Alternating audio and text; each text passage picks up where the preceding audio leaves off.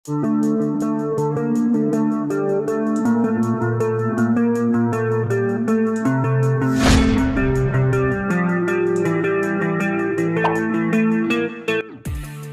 kekayaan Sekretaris Daerah Aceh, Takwalo bertambah sebesar 1,68 miliar rupiah selama tahun 2021. Hal ini terungkap dalam laporan LHKPN yang disampaikan Sekda Aceh Takwalo ke KPK Republik Indonesia. Dikutip acehwatch.com dari KPK Republik Indonesia, Sekda Aceh sudah menyampaikan laporan LHKPN sebanyak 4 kali sejak tanggal 31 Desember tahun 2018. Sedangkan Takwalo dilantik menjadi Sekda Aceh sejak tanggal 1 Agustus tahun 2019.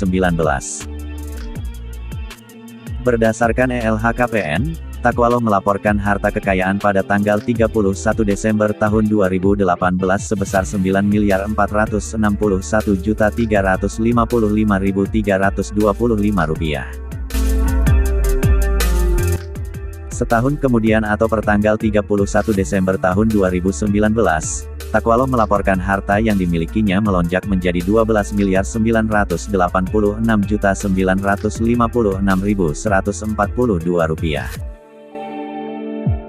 Sedangkan pada tanggal 31 Desember tahun 2020, harta Takwalo menjadi Rp14.901.263.354. Kemudian dalam laporan terbaru atau pertanggal 31 Desember tahun 2021, Sekda Takwalo melaporkan harta kekayaan meningkat menjadi Rp16.550.953.272.